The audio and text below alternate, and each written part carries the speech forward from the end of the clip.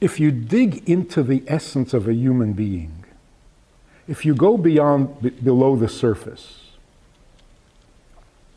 you're not going to find repressed needs. That's just part of the surface. That's still just the functional or dysfunctional level of the human being.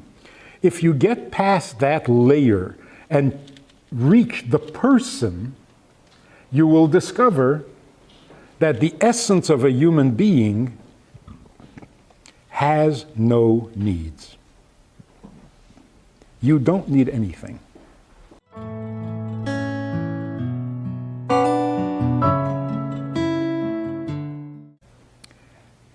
There may have been times, there may have been conditions, there may have been societies where marijuana would have been okay, maybe even beneficial. If it helps you relax, it puts you in a good mood, it could work. Today, under present circumstances, with society the way it is, it's bound to be a disaster. Not that an individual can't benefit, but as a group, it would be the end of our civilization. The underlying problem, the underlying disease of our time is narcissism. We have grown so attached to ourselves, already addicted to ourselves, that many experts say that, addictive personalities should not start up with the... Today, who is not an addictive personality? Who is not addicted today to themselves? Narcissism is an addiction. And the addiction is to your own impulses, to your own pleasures, to your own importance. When the Alter Rebbe wrote the Tanya, it was predicted that this will be the cure for the diseases before the coming of Mashiach. Tanya is not a cure for pneumonia. It may take your mind off it, but it does not cure pneumonia, right? So for which disease is Tanya the cure? And we don't mean just Tanya, we mean Hasidic philosophy. What is the disease before Mashiach? It's not pneumonia. It's not tuberculosis. It's not even cancer. The disease prior to Mashiach is narcissism. We are so addicted to ourselves that we're killing ourselves. Most people would say narcissism means selfish. No. A selfish person does what is best for himself. A narcissist does not. The narcissist will kill himself over nothing, simply because he can't not follow his impulses, which is where it comes from. Narcissus, what was his name? Huh?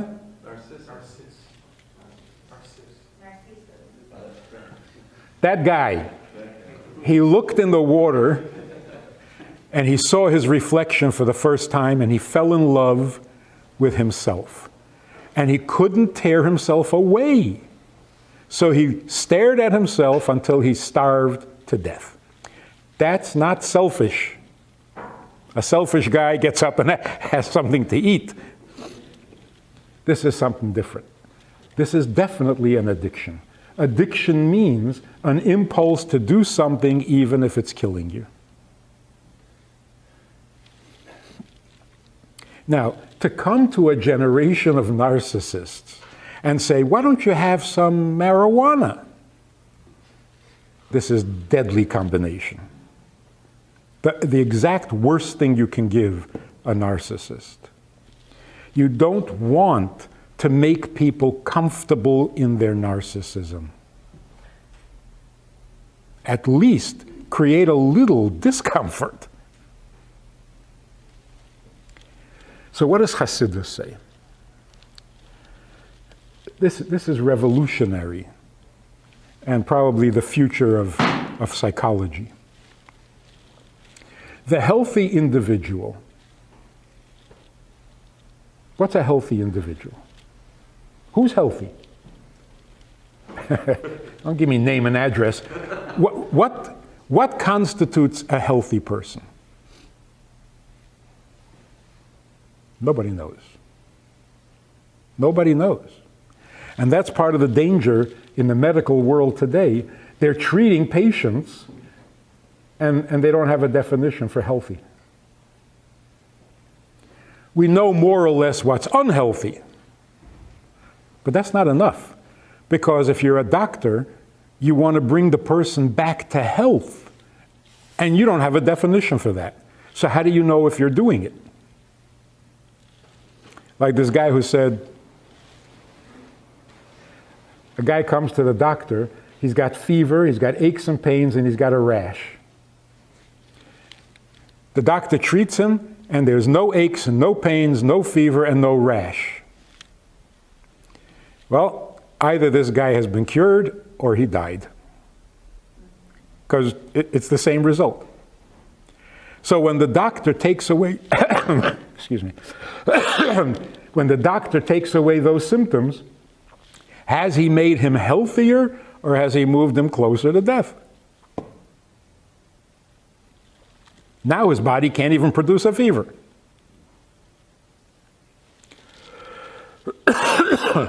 So, if we don't have a definition for health, how are we supposed to get there? Psychologically, I remember a time when the working definition for a healthy individual was a person who can solve his problems. Remember that? Back in the 60s, I think?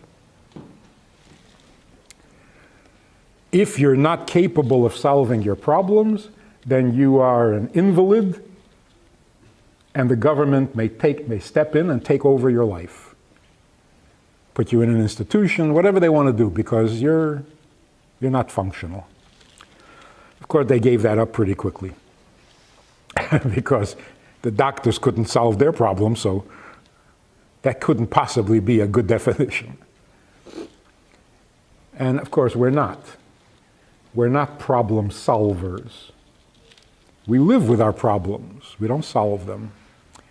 So what then is a healthy human being? So more recently, the definition, more or less, is that if you have frustrated needs, if you have repressed emotions, that's going to stifle your whole system, block up your whole whatever, and you're not going to function properly. If you dig deep, uncover those needs, and bring them to light, that's half the cure. Then if you can actually satisfy those needs, then you'll be perfect. It's not working so good. Because every time you satisfy a need, you discover another one. And the work goes on. Hasidus says something revolutionary.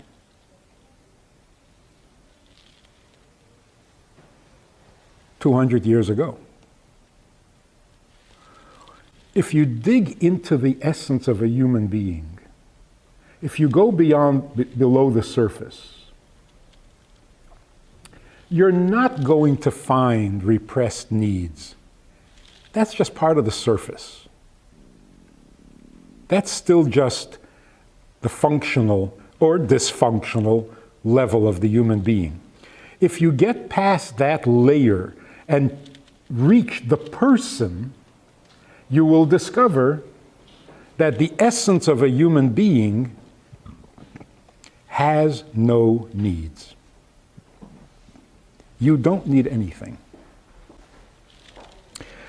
All of our needs are either imposed or imagined. Torah says, Merubim tzarchei amcha, we read it on Yom Kippur, Merubim tzarchei amcha v'daitam ktsara. We pray to God to help us because we have two problems. We have many needs and insufficient knowledge. Chassidus says that's one problem.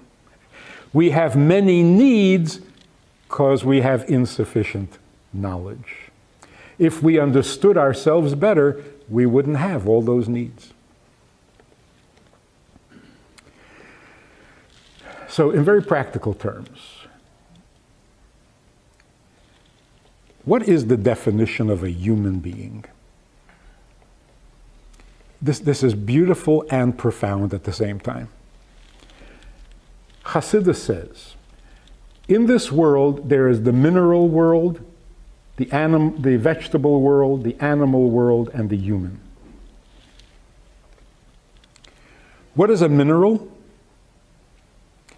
A mineral is a statement. Poetically, every mineral makes a statement, speaks. The stone speaks. It says, I am. That's it. That's what a mineral is. God created something that just is. It says hi. That's all. It doesn't have any color, it doesn't have growth, it doesn't have movement, it doesn't have breath of life, because it's just a statement. Like, God said, let there be, so there be. And that's all there be. I am because I am, and that's all what I am. That's a mineral. God also had some pleasure in creating the world. That pleasure shows up in the world of vegetation. Why do vegetables grow and blossom and have a good smell and bright colors? Why do they make you feel good when you're out in nature? It's because vegetable means an existence. God said, let there be. But this existence enjoys existing. It reflects God's pleasure in creating it. So the mineral only reflects the word. God said be, it is. The vegetable reflects a little bit of God's pleasure. And pleasure expresses itself in color, growth, flowering. So poetically, what is a vegetable? A song. The mineral speaks, the vegetable sings. That's what it is. What is an animal? An animal is another creation. God said, let there be, let the earth give forth living creatures, the water, whatever. But this creature not only gets pleasure from life, from existence, but actually fights for its existence. It clings to its existence. And therefore, it expresses not only the pleasure of life, but the gratitude for life. And that's why the Medrash says that every animal sings praise and thanks God for its existence. So, the mineral speaks, the vegetable sings, the animal praises. Thanks God. Now, what's a human being? Like, what's left? The human being is quantitatively different, completely of a different nature, and that is the human being. This is the definition, not the purpose or the philosophy, just the definition. What makes a human being human, rather than animal, rather than angel?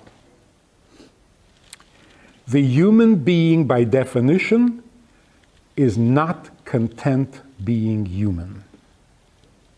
The vegetable likes being a vegetable. The mineral is content being a mineral. And the animal, if you just leave him alone, he's perfectly happy. Not a human being. The human being is, by his very essence, never content being human. Why? Because being human is what he was given. What has he accomplished? So if a human being feels, I am a successful human being, he's miserable. Because the human being needs to be something more than he is created to be. So again, here's the definition. A human being is never content being human. So the question is, what's your alternative? Don't want to be human? What do you want to be? Often, for lack of any better idea, the human being decides to be an animal. I mean, you look at ancient history, human beings wanted to be like eagles, they wanted to be like snakes, they wanted to be like dragons, they wanted the qualities of animals, even competing with animals. That showed the human instinct of not being content to be human, but not seeing any other alternative. They figured, if I can't be human, then let me be animal. You read about this guy in India or in China, I don't know where he is. He's been sitting under a bush for 6 years, hasn't moved, hasn't eaten, hasn't had a drink, and he's perfectly healthy. You read about this?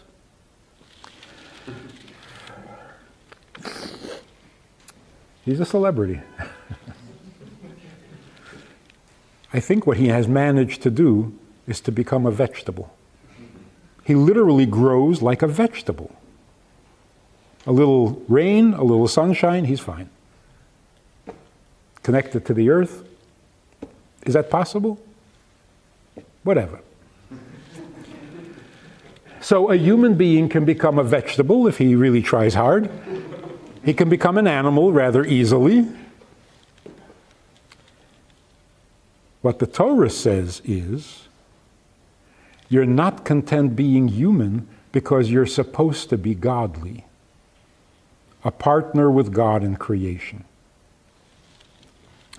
So when a human being is unhappy or not content, this is not a sign of illness, this is a sign of his humanity. A content human being is either a vegetable or an animal. The human being is never content being human. So when a person comes and says, what's the purpose of life? I say, oh my, are you depressed? No, I'm thinking. Yeah, well, that's dangerous. What is the purpose of life? Animals don't ask that. Vegetables don't ask that. Why can't you settle down and just be? Whatever you are, just be it. No, because then you're not a human being. So if a kid gets into a bad mood and you ask him to clean up his room or put away a toy, and he says, I didn't ask to be born. Prozac? Therapy for the rest of his life? Sounds depressed. Actually, it's just proving the point. If you really understand a human being, we don't ask to be born. Why? Because we don't need to be. There's absolutely no need for me to be born. My need. If I were never created, I would never complain. So it's not like I was sitting somewhere saying, why don't you create me already? No. In fact, when I was told I was going to be created, I kind of pleaded not to. I don't need this. So when a child says, I didn't ask to be born, that's true. You objected a long time ago. Before you were even conceived, you already objected. Some kids are so stubborn, they never get over it. I said no. Imagine God comes to the soul and says, I need you to go down into this world. And the soul says, no, I don't want to go. But he goes anyway, right? And now he's resentful. He says, I said no. I know you didn't really ask me, but I said no. And you created me anyway? Now I'm angry. They're born angry, resentful. So when a child says, I didn't ask to be born, you shouldn't panic. You should simply say, neither did I. Nobody asks to be born. There are some New Age philosophies that say you ask to be born, you pick your parents, you pick your circumstances. No. If we got to pick, things would be very different. But we don't ask because we don't need. Now you wake up, you're born, you didn't ask, and now you have to eat. You have to eat. You'll even wake your mother up in the middle of the night and demand food. And you don't care that she hasn't slept, because you have to eat. Now, technically, if I don't need to be born, why would I need to eat? If I didn't ask to be born, why do I need to drink? The answer is, I don't. I don't. And that's why often the need to eat that I have, I resent. I don't want this. I want a diet, and I can't. Who did this to me? So, if we're precise with our words, a human being needs to eat. Not true. Human beings need to stop eating. But we don't have that option. We didn't ask to be born, and we were born anyway. We didn't ask to eat, and we have to eat anyway. So two things. First of all, it's not my need. I need this like a hole in the head. Secondly, it's not a need, it's a handicap. There's an important distinction here. A guy breaks his leg and he's walking on a cane, on a crutch. Say, well, he needs a crutch. He doesn't need a crutch. Nobody needs a crutch. He needs his leg to heal. Until then, he has to use a crutch. But he doesn't need a crutch. It's a handicap. Nobody needs a handicap. So when we think about ourselves from a healthy perspective, we realize none of the needs that I have are mine, because I didn't ask for this. So I need to eat? Not really. God needs me to eat. Why? I don't know. But I can't claim it as mine.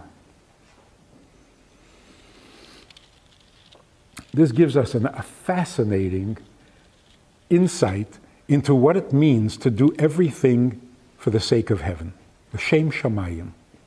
How do you eat l'shem shamayim? Well, if you're eating with the intention of using the strength and the energy you get from the food in order to do a mitzvah after you finish eating, yeah. Good luck. According to what we're saying now, the only way to eat is l'shem shamayim. Because every time you sit down to eat, ask yourself, you need this? No. So why do you have to eat? Because he wants. Right? I was talking to a woman who had been severely anorexic. She had gotten a lot better, but food was still a problem for her. So we sit down, and she says, I find eating distasteful. I said, yeah. Gemara, the Mishnah says, the more you eat, the more the worms are going to have what to eat in the grave, and that eating is an animalistic behavior, and it just went on and on and on about how disgusting it is to eat. She was a little shocked. She said, you're worse than me.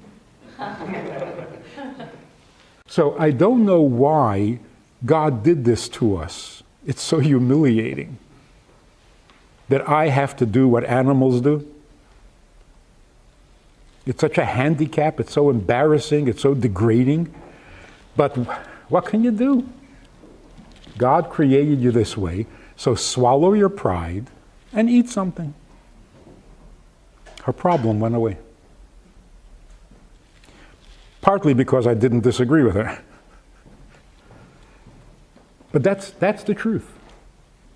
The truth is, you eat because God created you with that need. Not you didn't ask for this. So if you're eating because God wants it. Just be conscious of that, and you're eating l'shem shamayim.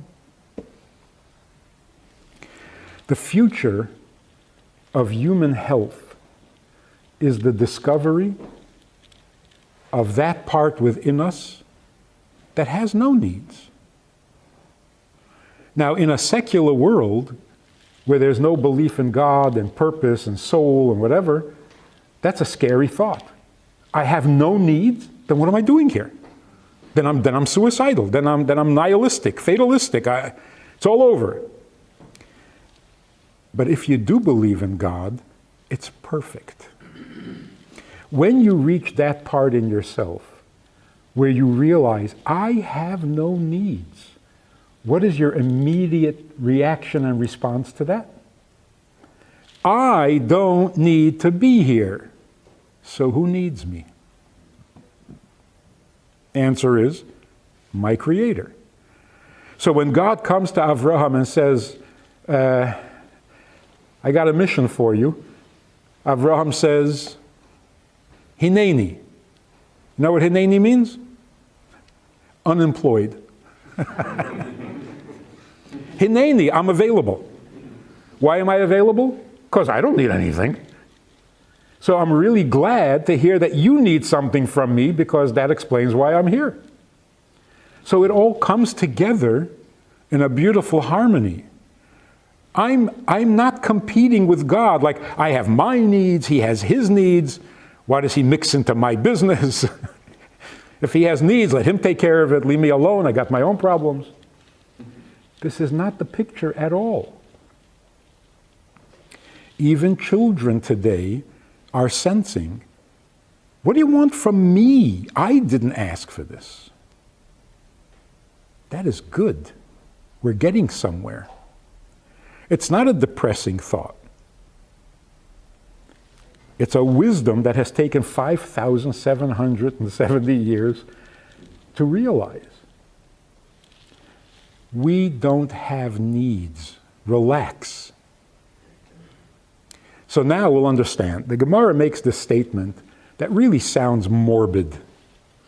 The Gemara says, you are conceived against your will.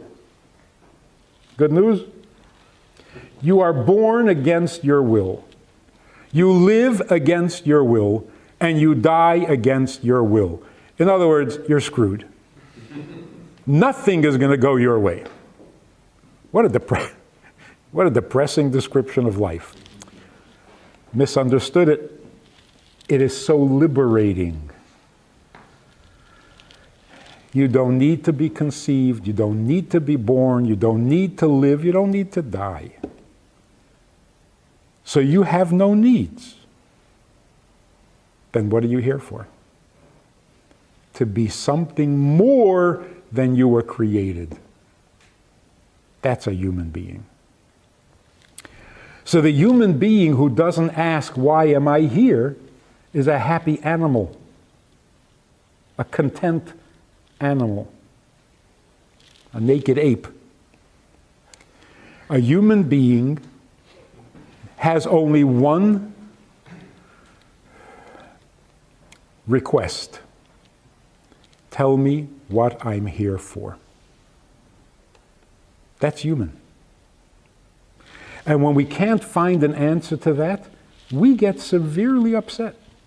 This is not an academic question, it's not an idle question. What am I here for?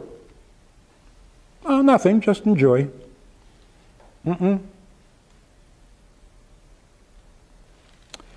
So I had this experience when I first went out to Minnesota. You know, we don't get any training. You go out there and, you know, teach and help people, and what do we know? So I come out there, and this woman says to me, I'm going to kill myself. Going to a bridge, I'm jumping off, I'm going to kill myself. Why? It's all meaningless. Nothing means anything. It's all meaningless. I said, really? All meaningless? Nothing means anything? She says, no. I said, well, in that case, why do you need to kill yourself? It's all meaningless. Sit, get old, you'll die soon. Why do you have to kill yourself? What's the urgency?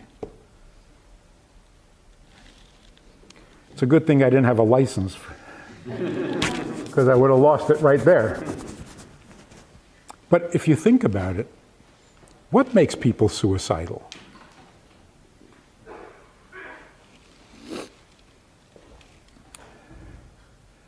Not pain.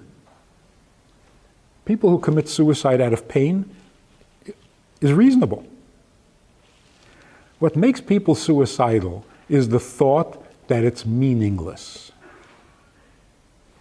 But if it's meaningless, then what do you care? You're just here to be here. Doesn't mean anything. Enjoy. A human being can't do that. That's human.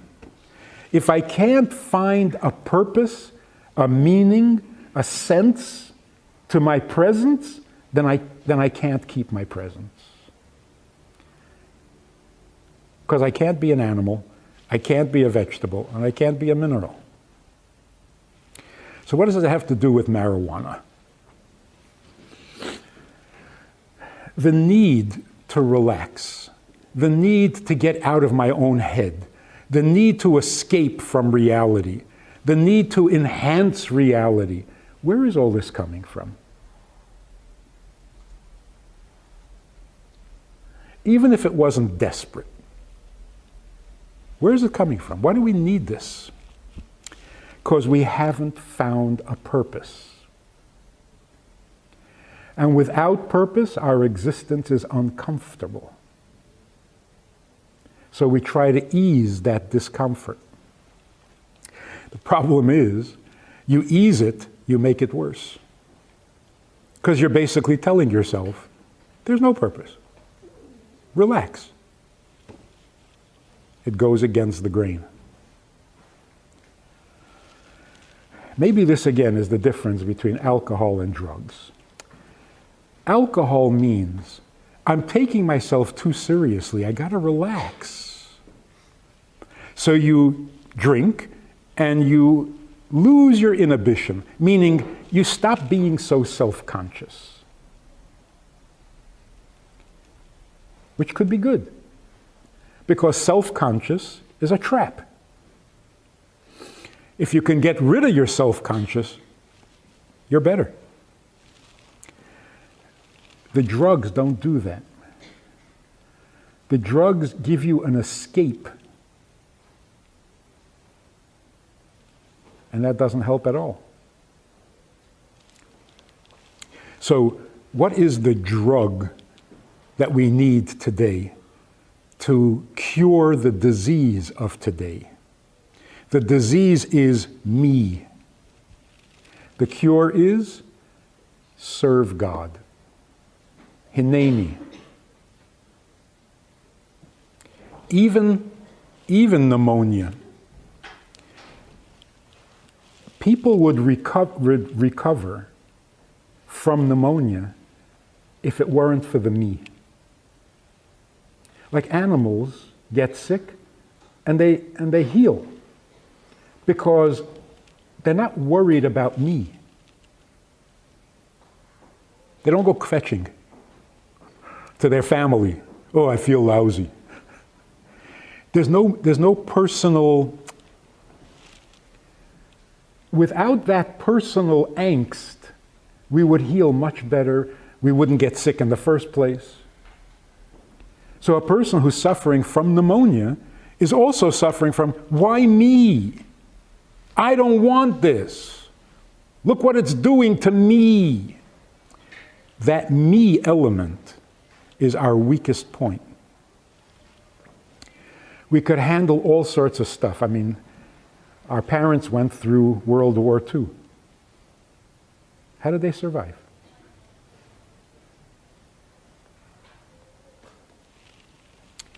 You know, we always talk about how much they suffered.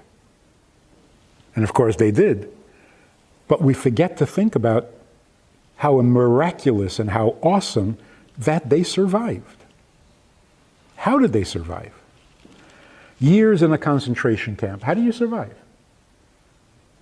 So let me tell you this incredible story. I come to Minnesota in 1969, 1970. And there's a shul there, an old shul with a dozen members still living, all of them over 70. And we have the minhag, a very good minhag, of saying the entire Tehillim on the Shabbos before the new month, like this coming Shabbos. And it's nice to have a minyan. So we're looking around. There were only 3 shluchim. And we're looking around. Who could we ask to join us to make a minyan? And there were these 2 brothers from Poland who were the liveliest of the group. So I went over to one of the brothers, Yidel, Yehuda, and I said to him, would you agree to come once a month, every 4th Shabbos, come a little earlier to shul, and we'll say the whole Tehillim together. He says, only once a month? I said, yeah. He says, why? Why not every week? I said, look, don't start. I'm not looking for new customs. Our custom is to do it once a month. Would you come? He says, no, you don't understand. My brother and I say the entire Tehillim every Shabbos morning. I was a little surprised. So he tells me the story. They were in a concentration camp together. The Russians came in and liberated the camp. And with great fanfare, they told them, you are free to go home. They're standing at the gates of the camp, and they're completely lost. Go home? There's no home. There's no place to go. And leaving the camp was more frightening, was scarier than staying. So they were completely lost. As they're standing there, a Polish woman comes walking towards them with a huge basket and hands them a loaf of fresh, warm bread. Now, you explain this in whatever way you can. They promised each other that for this kindness that God has shown them, they will say the entire Tehillim every Shabbos morning.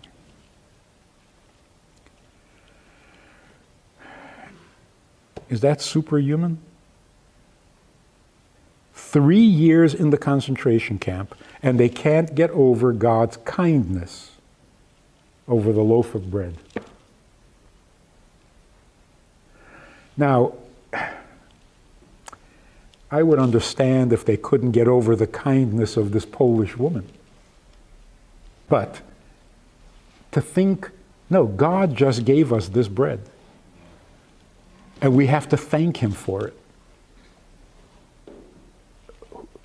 Where does this happen in the human system? That's why they survived. They saw purpose, they saw a plan, they saw meaning. They didn't understand it, but they knew God was running the show, something was happening, and they're part of it, and they were not going to jump off a bridge and kill themselves.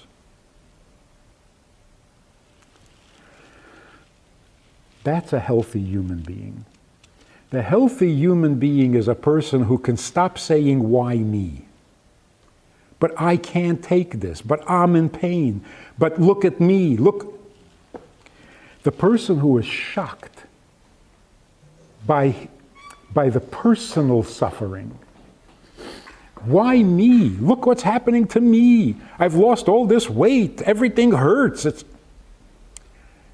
If you're not focused on the me, and you let yourself focus on who needs you and why are you here and who brought you here and who's running the show, you can survive even 3 years in a concentration camp and come out not just barely alive, grateful. Hasidus teaches us this. Hasidus teaches us how to peel ourselves away from ourselves, how to raise children without that addiction to self, because every child is born with it. You raise your children to move them above, out of that addiction to self, into the human condition, which is, I don't need to be here, so who needs me? That's life, that's healthy, that's the cure to narcissism, that's Torah, that's Judaism. It's all one package. And so the future of the world is a Jewish future. Like somebody said, the future is not what it used to be. Good, no? I remember what the future was. My grandfather came from Poland. He was very Orthodox, he was Hasidic, and he was absolutely convinced that he was the last of the Mohicans. His generation was going to die out and Judaism was over. He was convinced. And it wasn't hard to be convinced, because if you looked at the facts, the future in America was secular. Even today, ask people, there are a lot of Baalei Tshuva, people are going to yeshiva, and they say, yeah, it's nice, but 50 years from now, there's going to be no yeshivas. They're starting to change their mind. The future, all of a sudden, is a different future. Nobody can honestly or convincingly argue that the future is secular.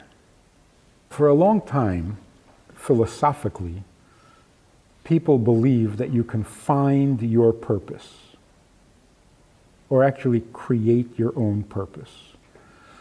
It was put in different words and different. Everybody has their own truth.